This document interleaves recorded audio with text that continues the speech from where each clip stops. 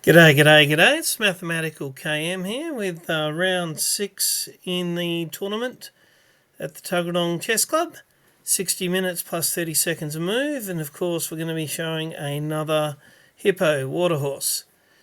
I'm weighing in at a standard over the board rating of 1476, and my opponent is 1650. So that's about 175 uphill. But we'll see if we can give him a hippo to remember. I think call the stewards.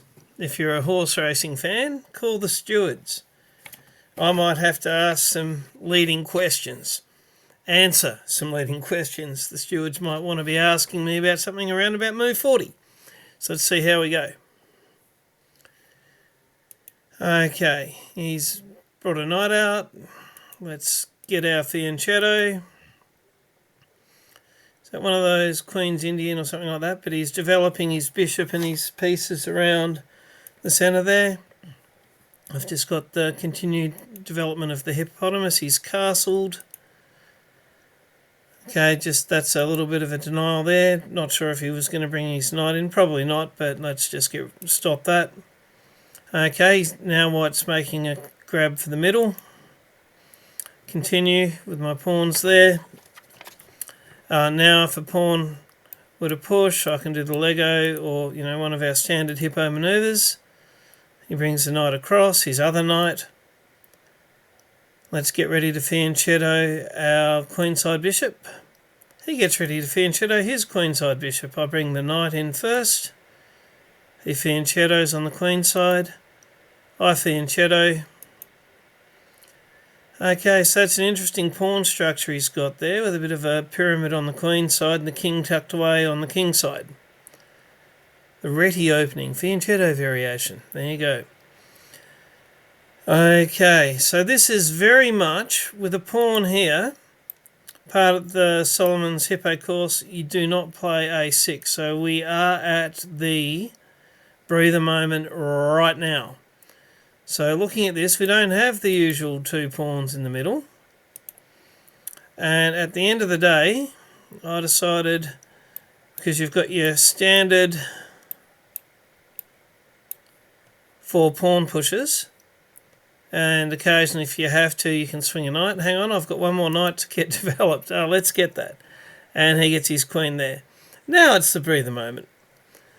And I decided grab that space with the F pawn and no doubt to bring the D knight behind it and see what damage we can do in there. He brings the knight behind his queen. I swing that knight in. So fighting for E4 here. I've got quite a bit of firepower on it. He's got just his queen for now, a queen and a knight. I've got a pawn and a knight. Always bearing in mind that if he ever moves that D pawn, that'll activate his bishop, and we've yet to actually, if it wasn't protected by pieces in the way, our dark bishop is hanging. So we always got to check our diagonals, and he's made his cannon a battery, but he's unlikely to go there because battery all you like against my F pawn, I've got 2 pawns protecting it. But it's more, he's got 3 pieces fighting for E4. If it weren't a call the stewards game, I think it might be gunfight at the E4 corral. Different gunfight from last one. Okay. Why and what was I doing? I was picturing getting that knight to here and getting a fork on bishop and queen and trading a knight for a bishop. It was a little bit optimistic, and of course he's denied it. And funnily enough, knight back where it can go back to where you came from is second best move, and I've played it. Okay. So he slams the F pawn forward. One of the reasons I wanted to send the knight back was to get this bishop, because I was thinking he might play that push, pawn push. This gives me my bishop, a pawn, and a knight. So I've got 3 pieces. He's got a bishop, a knight, and a queen. He's got 3 pieces. So I don't actually have enough pieces to really think about taking that pawn at the minute.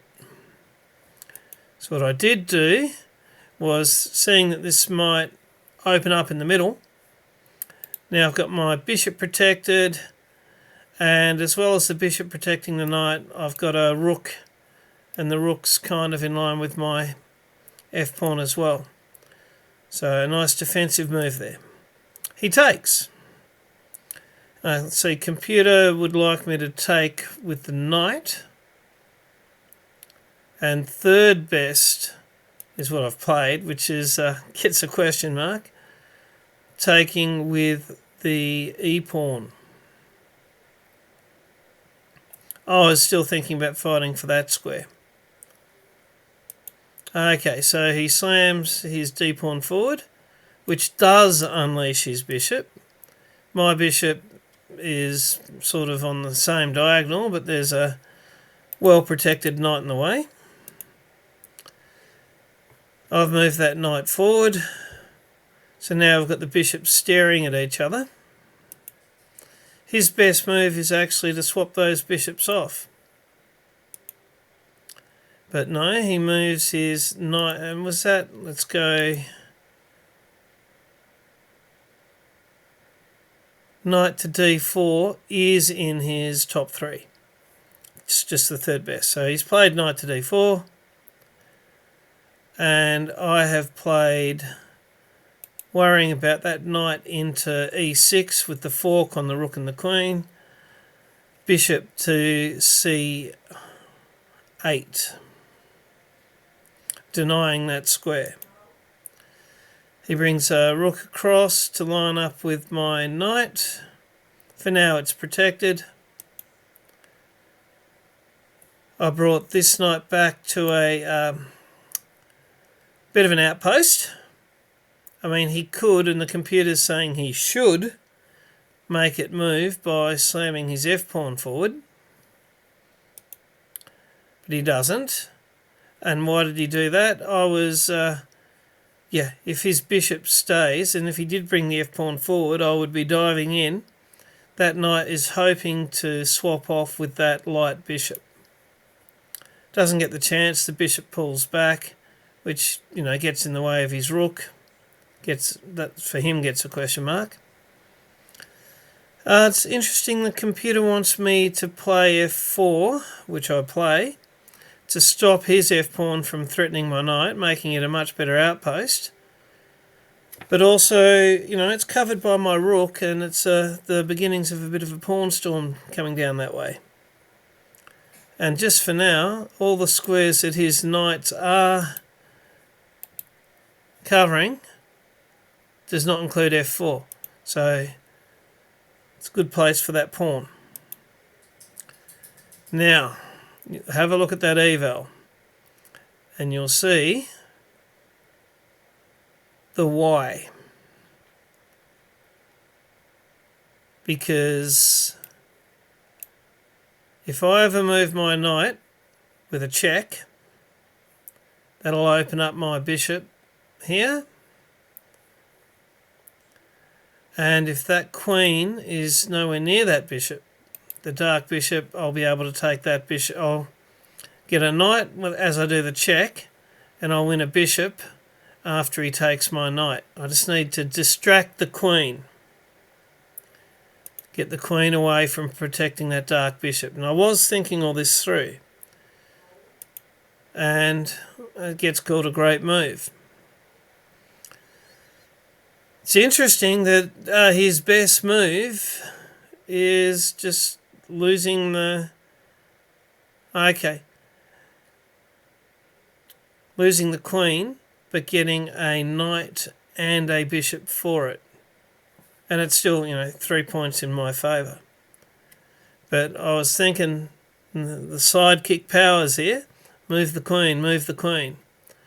Because if he moves his queen here, I'll do the check. He'll take my knight. Probably with his knight it won't matter, because then my bishop will get his bishop. So I'll get a knight and a bishop for a knight if his queen goes there. What if his queen comes here to c3, which is the second best move? Well, I'll play the check, and if his queen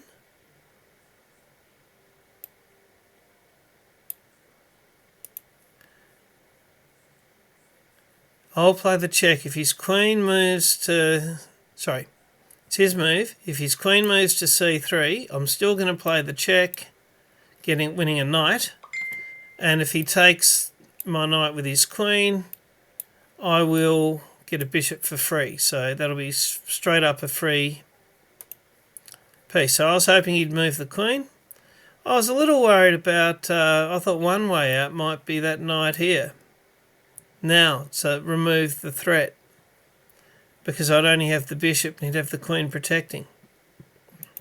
I think it's uncomfortable. It's not even one of the choices the engine gives him. He moved the queen. Far and away my best choice is knight takes f3, check. And computer likes knight takes f3, which he plays. Take the queen, he takes back. The smoke is cleared. And I have got 5 pieces. And my erstwhile opponent has got 5 pieces, but basically we've both got 2 rooks, so the same. Both got a knight and a bishop like mine. So at the end of the day, where he's got a dark bishop, I've got a queen. That's the difference. In the pawn structures, nothing too different to write home about. So we're at 4.2, and this is move 23, and I think we carry decent play all the way through to move 40, and then the stewards are going to get called in. So let's keep watching. Okay, so short up my pawns on the king side. Brings a knight in. He can't go there. Trades will be good. So tidied up the queen with the bishop and connected my rooks. Okay, let's just take that. This is a tiny mistake here. I was a bit worried about if he could move his bishop off with a check, he could then get my queen with a trappy move. But really, he has no checks with his light bishop, and I should have taken the pawn that will haunt me. Okay, so move the queen back. He's lined his light bishop up on my rook. Got to move the rook. Do need to worry about a pawn fork, or at least keep an eye on it. He lines up another rook in there. The pawn is protected, and I'm thinking about moving this pawn forward and slamming stuff through. He moves his bishop in the way of his own rook there. I'll move the pawn forward anyway. Now, it's interesting here. The computer likes G3, locking it up, and then I guess I've got the better pieces. And rook f5. That's interesting. Offering up going down the exchange, but just reducing the number of pieces because I've still got the queen on the board. But at the end of the day, I took. So that's opening it up a little there. But we're still at minus 3.8. Let's try a bit of a rook lift. Okay, so he's threatening the rook with his bishop, his light one. Let's get it on a dark square.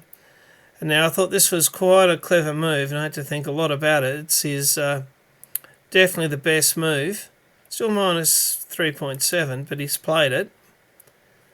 And I thought rook to e5 was my best choice, and -4 it is.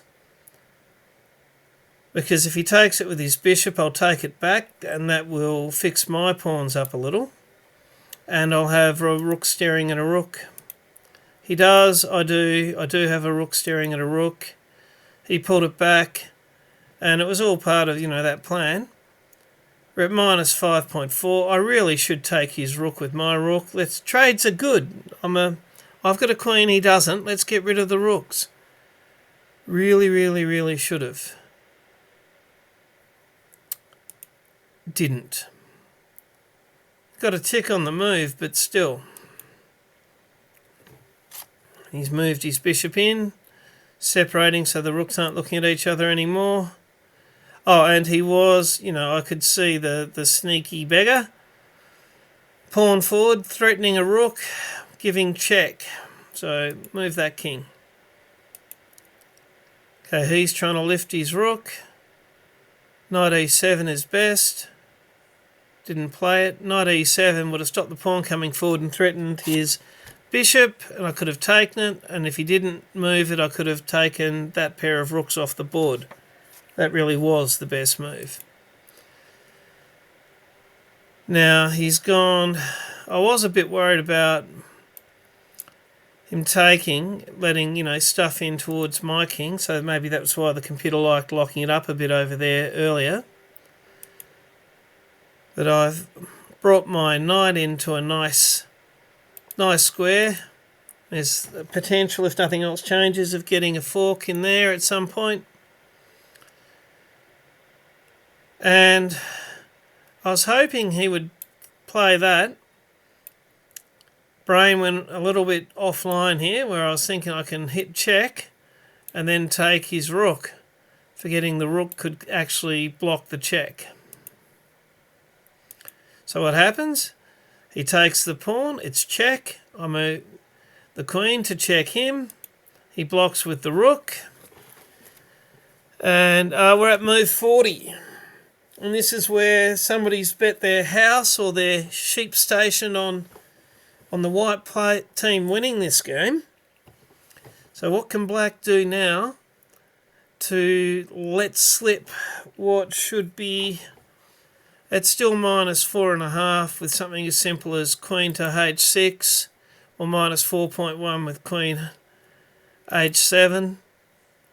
And it's still -1.5, not that great, but -1.5 is, not a white advantage if you move the queen to c2, looking to pick up some pawns maybe over there. The game's nearly over, and it's not a black win. Call those stewards. So here we go. And I played quite the good game, uphill 200 against an opponent with the white pieces. And it's at this point in time a fit of madness. I somehow thought that I could get rid of all three pieces from both sides and have this pawn here, which by the way does not happen, and that I could win a king-pawn ending. Didn't really enter my head that this pawn's going to be here, making these two nearly unstoppable. And that pawn doesn't end there. But anyway, how did the mathematical game go? 1 + 1 = 18? Here we go. Check.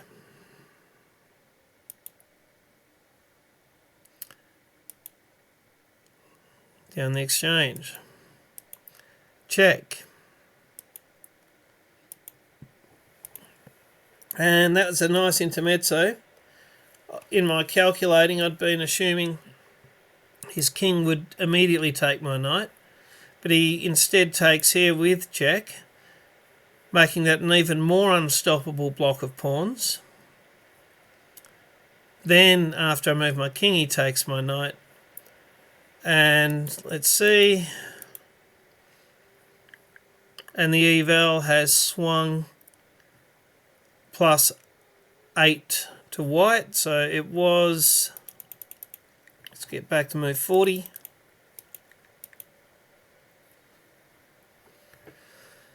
We had it at -5. -5 to +8. A little 13 eval point swing. After holding it together all the way to move 40, playing quite the hippo, then call the stewards on that one. Who played move 40? Wasn't me. Anyway, great game, and it shows how worthwhile it is to keep fighting my opponent Lee. Well played, and he certainly jumped on the opportunity when it was presented. The golden points, I can say, is another excellent opening from the hippo. Pretty good middle game, and nice tricky trap to win the queen. In the end game there, really